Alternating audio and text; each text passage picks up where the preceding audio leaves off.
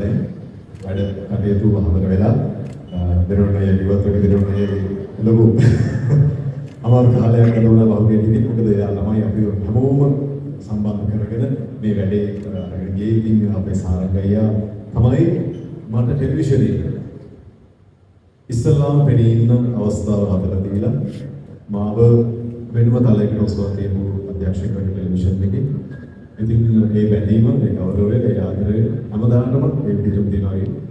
ඉතින් ඒ කතාන්දරය සෑහෙන කාලයක් ගියාට පස්සේ එක තැනකදී සාරංගయ్యා මට කියනවා මල්ලි ඔන්න මගේ පළවෙනි චිත්‍රපටය මම කරන්න යනවා. මට ඒකට ඔයාව අවශ්‍යයි කියලා. ඒක ඉතින් අහන්න දෙයක් නැහැ. සාරංගయ్యා වෙනුවෙන් මම ඕනම දෙයක් ඕනම වෙලාවක කරන්න බොහොම ආසාවෙන් බලන් ඉන්න කෙනෙක්. මොකද සාරංගయ్యා මුලලා කරපු සමහර නිර්මාණ ගොඩක් නිර්මාණවලදී මට ඉතාම හොඳ ආදරයක්, අවධානයක්, ආකර්ෂණයක් ඔය සමාජයෙන් මගේ ප්‍රේක්ෂකයන්ගේ මට ලැබුණා. ඉතින් මගේ ජීවිතේට තම වටිනා කිසි දේවල් ගොඩක් මට ලැබෙන්න මූලික වුණු චරිතයක් තමයි මට සාරංගయ్యා කියන්නේ.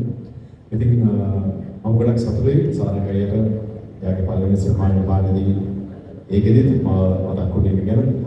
හරිම සතුටුයි මම ඒකට කැමති දුන්නේ සහ ඒකේ චරිතය මගේ චරිතය මම නිරූපණය කළේ. ඒ වගේම මේ කතාව පිටිපස්සේ ඉන්න අපිට දරදී ඇදලා දුන්න නිෂ්පාදක තුමන් දෙබල ඉතාම ආදරෙන් මතක් කරන්න ඕනේ. සීෆ්ලික්ස් ආයතනයේ මූලික අඩිතාලමේ ඉඳලා අද මේ කතා කරන මොහොත දක්වාම මට ඒගොල්ලොත් එක්ක එකට ගොඩාක් වැඩ කරන්න ලැබුණා. ඉතින් මේ ගමනේ සැලකිය යුතු කොටසක් මට මේ වෙලාවේ ලැබුණා. මම හරිම සතුටුයි ඒක ගැන. ඉතින් අසුදය ප්‍රදීපය ඒ දින ඇතුළු ඔළුමහත් සීෆ්ලික්ස් ආයතනයේම ඒ කණ්ඩායමට මම ගෞරවපූර්වක ස්තුතිවන්ත වෙනවා අපේ විශ්වාසය ලැබුවා. ඉතින් මොන්න සිනමා නිර්මාණය පිටපස්සේ ගොඩාක් අය ඉන්නවා මේක මේ තත්ත්වෙන් අවසානයක් දකින්න හේතු වුණා. ඉතින් මේ නම් වශයෙන් මම ඒගොල්ලන්ව සඳහන් කරන්න යන්නේ නැහැ. නමුත් සියලුම දෙනාට මම ගෞරවපූර්වක වශයෙන් ස්තුතිවන්ත වෙනවා. ඒ හැම දෙනාගේම උත්සාහයන් වල උදව් උපකාරවල ප්‍රතිඵලයක් විදිහට තමයි මේ සිනමා නිර්මාණය මේ විදිහට ලැබෙන්නේ. ඉතින් මොනකට හතුම් වෙන්න ඉඳලා අපිට ආදරය කරන ඔබට අවස්ථාවක් තියෙනවා අපිත් එක්ක එකට වාඩි වෙලා චිත්‍රපටය බලන්න අපිත් එනවා පුළුවන් හැම තැනකදීම ඔබත් එක්ක සිනමා පාඨය නරඹන්න ඔබට ළඟම සිනමා ශාලාවලට. ඉතින් එහෙනම් අපි මොන ගිහිලා අපේ සිනමා පාඨය අපි පුළුවන් තරම් අයට නරඹන්න ලැබෙන විදිහට ඒක අපි අරගෙන යමු. සර්ගයේ අපි එහෙනම් අපේ ගමන අදින් පටන් ගත්තා.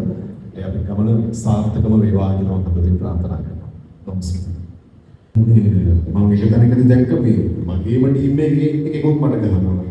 එතකොට එහෙම ගණන් හදන්න කිව්වොත් අයි සෑහෙන ගුටි කෑවා.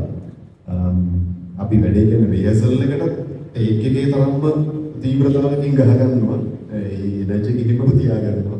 එතකොට හොඳ පාරක් වැදුනා. මේකෙත් මගේ කකුල අවුල් ගියායි. අයියෙන් වෙඩේ කකුල අවුල් ගියා. සාමාන්‍යයෙන් ඉතින් සටන් ජවනිකාවකදී සාරංගయ్యා ඉන්නේරින් අමාරුයි පළවෙනි කාරණා. මොකද එයාට ඒ අර ජනයේ කියන එක උත්තරම ඕනේ. රිහර්සල් එකක් කරනකොටත් එයා පුළුවන් තරම් අපිව අවුස්සලා තමයි රිහර්සල් එක කරවන්නේ. ඉතින් හොඳ පාරක් දෙන්න දුන්නේ. අපරාධ කියන්නේ දවස් ගානක් යනකම් අමාරුයි වැඩි.